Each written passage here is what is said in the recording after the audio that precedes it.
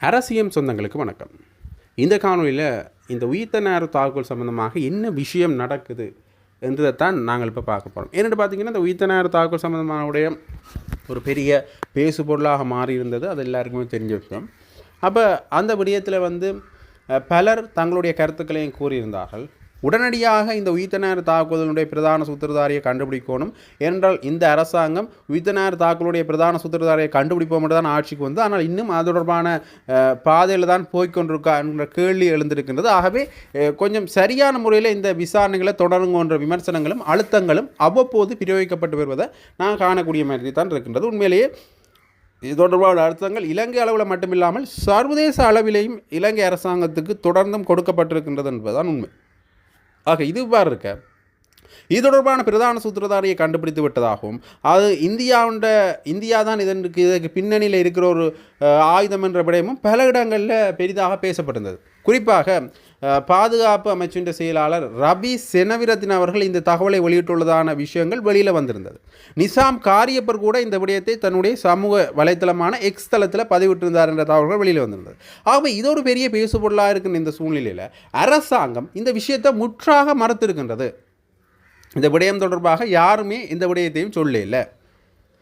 ஆக தவறான தகவல்கள் சமூக வலைத்தளங்களில் பரப்பப்படுது என்ற விஷயங்களை போலீஸ் ஊடக பிரிவு சொல்லியிருந்தது. ஆகவே இந்த விடயங்களை யாருமே நம்ப வேண்டாம், இது உண்மையிலே ஒரு பொய்யான தகவல் என்ற விஷயத்தை அவர்கள் சொல்லியிருந்தாங்க. அது மட்டும் இல்லாமல் தயாசிரி ஜெயசேகர அண்மையில் பாராளுமன்றத்தில் பேசுகின்ற பொழுது கூட இந்த விஷயங்கள் தொடர்பாக உங்களுக்கு தெரிந்திருந்தால் தயவு செய்து அதை பொதுவெளிக்கு அறிவிங்க, பிரதான சூத்திரதாரி யாருன்னு தெரிந்திருந்தால் அதை பொதுவெளிக்கு அறிவிங்கன்னு சொல்லியிருந்தார். ஆனால் நீதியமைச்சர் எப்படி சொல்கிறாருன்னு பார்த்தீங்கன்னா, இந்த விஷயங்களை நாங்கள் அறிவிக்க முடியாது, ஒரு ரகசியமான முறையில் இந்த விடயங்கள் நடைபெற்று கொண்டிருக்கின்றன, இதை நாங்கள் பொதுவெளிக்கு அறிவிக்க முடியாதுன்ற பொருள் நீதியமைச்சர் கிருஷ்ணன் நாணயக்கார் அவர்கள் சொல்லியிருந்தார். ஆகவே இது தொடர்பான செய்தியாகத்தான் இந்த விடயம் இருக்க போகுது.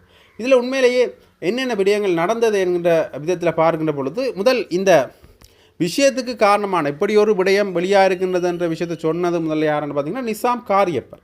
அப்போ நிசாம் காரியப்பர் இந்த விஷயத்தை சொன்னதிலிருந்து தான் இது ஒரு மிகப்பெரிய பேசுபொருளாக மாறியிருந்தது.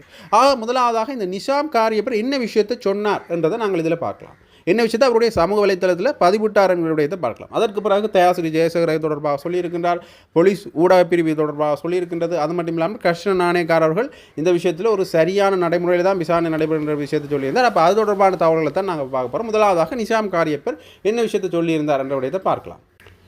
உயிர்த்த ஞாயிறு தினத்தன்று இடம்பெற்ற பயங்கரவாத தாக்குதலில் பிரதான சூத்திரதாரியை அரசாங்கம் அடையாளம் கண்டுள்ளது. பொதுமக்கள் பாதுகாப்பு அமைச்சின் செயலாளர் ரபி செனவிரத்ன அவர்கள் தெரிவித்த கருத்துக்கு அமைய இந்த தகவலை வெளிப்படுத்துவதாக யார் தெரிவித்திருக்கிறார் என்று பார்த்தீங்கன்னா நிசாம் காரியப்பர் தெரிவித்திருக்கிறார். அவரோட தன்னுடைய எக்ஸ் வலைத்தள பதிவில் இந்த விடயத்தை பதிவிட்டிருக்கின்றார். பிரதமர் ஹருணி அமரசூரியவின் தலைமையில் நாடாளுமன்றத்தில் நடைபெற்ற உயர்நிலை நியமன குழுவில் உயிர்த்த நேர தாக்குதல் தொடர்பில் தான் கேள்வி எழுப்பியதாகவும், இதன்போது பிரதான குற்றவாளியை கண்டறிந்த தகவல் தனக்கு தெரிவிக்கப்பட்டது என்றும் நாடாளுமன்ற உறுப்பினர் நிசாம் காரியப்பர் மேலும் தெரிவித்திருக்கிறார். சரி, இது தொடர்பாக அடுத்ததாக யார் இது தொடர்பான விஷயத்தை கேட்டிருந்தார் நேற்றைய தினம் நாடாளுமன்றத்தில் என்று பார்த்தீங்கன்னா தயாசிரி ஜெயசேகர. அதாவது இவர் என்ன விஷயத்தை சொல்கிறார்னு பார்த்தீங்கன்னா, உயிர்த்த நேர தாக்குதல் சம்பவம் தொடர்பான பிரதான சூத்திரதாரி கண்டறியப்பட்டிருந்தால் அது தொடர்பில் நாடாளுமன்றத்தில் வெளிப்படுத்த வேண்டும் என்று நாடாளுமன்ற உறுப்பினர் தயாசிரி ஜெயசேகர தெரிவித்திருக்கிறார். நாடாளுமன்றத்தில் நேற்று அவர் மேலும் தெரிவித்த விஷயம் என்னென்று பார்த்தீங்கன்னா, உயர் பதவிகள் தொடர்பான தெரிவுக்குழுவில் நானும் உறுப்பினராக இருக்கின்றேன். பொதுமக்கள் பாதுகாப்பு அமைச்சின் செயலாளர் ரபி செனவிரத்ன நேற்று அந்த குழுவுக்கு வருகை தந்திருந்தார். நிசாம் காரியப்பர் எம்பி எழுப்பிய கேள்விக்கு பதிலளித்தார். உயிர்த்த நேர தாக்குதல் சம்பவத்தின் பிரதான சூத்திரதாரி அடையாளம் காணப்பட்டுள்ளார் என அவர் கூறினார். இந்த நிலையில் ஊடகங்களை தொடர்பு கொண்டு இது பற்றி வினவுகின்றன. இதன் பின்னணியில் இந்தியா இருந்தது என அவர் கூறவில்லை என போலீஸ் ஊடக பிரிவு தெரிவித்திருந்தது. அவர் அவ்வாறான அறிவிப்பை வெளியிடவில்லை. உயர் பதவிகள் தொடர்பான தெரிவுக்குழுவுக்கு வந்து இதனை சொல்ல வேண்டியதில்லை. பிரதான சூத்திரதார் யாரென நீதிமன்றத்திடம் சென்று கூற வேண்டும். இதேவேளை தெரிவுக்குழுவில் கலந்துரையாடப்பட்ட விடயத்தை நாடாளுமன்ற உறுப்பினர் நிசாம் காரியப்பர் சமூக வலைத்தளத்தில் பதிவிட்டுள்ளார். இது தவறான விடயம் என்ற விஷயத்தை அவர் சொல்லியிருந்தார். ஆகவே இந்த விடயம் வெளியில் தெரிஞ்சால், மேலே உங்களுக்கு இந்த விஷயம் தெரிஞ்சிருந்தால் இந்த நாடாளுமன்றத்தில் நீங்கள் தெளிவாக சொல்லுங்க, அதில் நீதிமன்றத்தில் சொல்லுங்கன்ற விடயத்தை யார் சொல்லியிருக்காங்க பார்த்தீங்கன்னா பாராளுமன்ற உறுப்பினர் தயாசிரி ஜெயசேகர் அவர்கள் தெரிவித்திருக்கின்றார். சரி, இது சம்பந்தமாக போலீஸ் ஊடக பிரிவு மறுத்திருக்கின்றது இந்த விடயம் என்ற தொடர்பாக நாங்கள் பார்த்திருந்தோம். அதற்கு போலீஸ் ஊடக பிரிவு என்ன விஷயத்தை சொல்லி இருக்கின்றதுன்றதை நாங்கள் பார்க்கலாம்.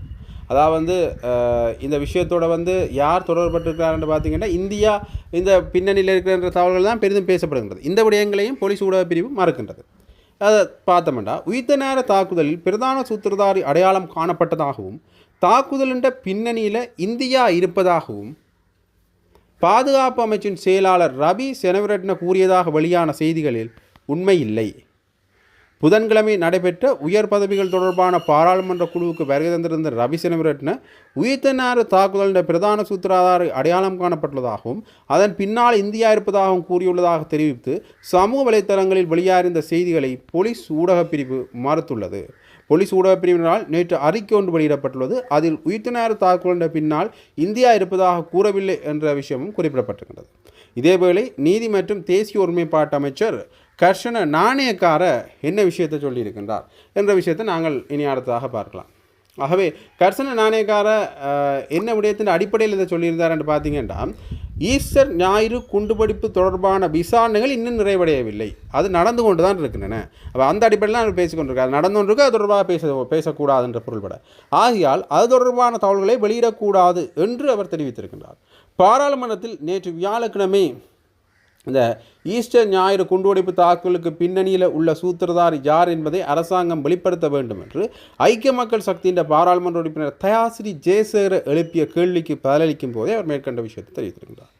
விசாரணைகளை சீர்குலைக்க மறைமுக வழிகளை முயற்சிப்பவர்களை அவ்வாறு செய்ய அனுமதிக்கக்கூடாது என்ற விடயத்திலையும் அவர் இந்த கருத்தினை முன்வைத்திருக்கிறார். ஆகவே இங்கே என்ன நடக்குது என்ற ஒரு கேள்வி மீண்டும் மீண்டும் எழுந்து கொண்டு தான் இருக்கின்றது. ஒன்று ஒரு தரப்பட்டேன்னு சொல்லப்படுது, இது இந்தியா அதுக்கு பின்னணியில் இருக்குது, இந்த தாக்குதல் சம்பந்தமான விடயங்கள் இன்னுமே வெளியிடப்படையில் என்ற விஷயங்கள் சொல்லி கொண்டிருக்கின்றது. அதாவது இந்தியா இந்த பின்னணியில் இருக்குது, யாருன்னு கண்டுபிடிச்சிட்டோம் இன்னும் வெளியிடுவோம் என்ற விடயத்தை சொல்லி கொண்டிருக்கேன். இன்னொரு தரப்பில் சொல்லி கொண்டிருக்கிறார்கள், இல்லை யாரையுமே நாங்கள் இது தொடர்பாக கண்டுபிடிக்கல, இனி நாங்கள் இது தொடர்பான விசாரணைகள் நடந்து கொண்டிருக்க இது தொடர்பாக பேசக்கூடாது, பேசினா இது சம்பந்தமான சில விஷயங்கள் நடக்காமல் போகலாம் என்ற பொருள்பட அவர்கள் பேசியிருந்தார்கள். சரி, ஏற்கனவே மைத்திரிபால சிறிசேனா அவர்கள் ஆட்சியில் இருக்கின்ற பொழுது இந்த உயிர்த்த நேர தாக்குதல் நடைபெறப் போகின்றது என்கின்ற விடயத்தை யார் அதிகமாக சொன்னார்கள் பார்த்தீங்கன்னா இந்திய புலனாய்வு தரப்பிலிருந்து தகவல்கள் அதிகமாக வந்திருந்தது என்ற செய்தி பரவி இருந்தது. ஆகவே இந்த விஷயம் இந்தியாவுக்கு என்னென்னு தெரிஞ்சது என்ற ஒரு கேள்வி எழுகின்றது. ஆகவே அதை வைத்து கொண்டு தான் இதன் பின்னணியில் இந்தியா இருக்கின்ற தகவல்கள் பெறப்படுகின்றதா, அல்லது உண்மையிலேயே இவர்கள் இது தொடர்பாக இந்தியா இதுக்கு பின்னணியில் இருக்கிற செய்தியை கண்டுபிடித்து விட்டார்களா என்கிற கேள்வி அவ்வப்போது எழத்தான் செய்கின்றது. அப்போ கண்டுபிடிச்சா அப்போ உடனடியாக சொல்வதற்கு என்ன, ஏன் இவர்கள் மறுக்கின்றார்கள்? அப்போ போலீஸ் ஊடக பிரிவு சொல்லுது இல்லையாண்டு, எதிர் தரப்பில் இது தொடர்பான தகவலை வெளியிடுங்க கொண்டு இருக்கிறார். ஆகவே இன்று வரையுமே இந்த உயிர்த்த நேர தாக்குதல் சம்பந்தமான தகவல்கள் ஒரு மர்மமான செய்தியாகவும் இனி அடுத்த கட்டத்தை நோக்கி எப்படி நகரப்போகின்றது என்ற தொடர் கேள்விகளை எழுப்பிக் கொண்டிருக்கின்ற ஒரு செய்தியாகவும் தான் இப்போ மாறி இருக்கின்றது.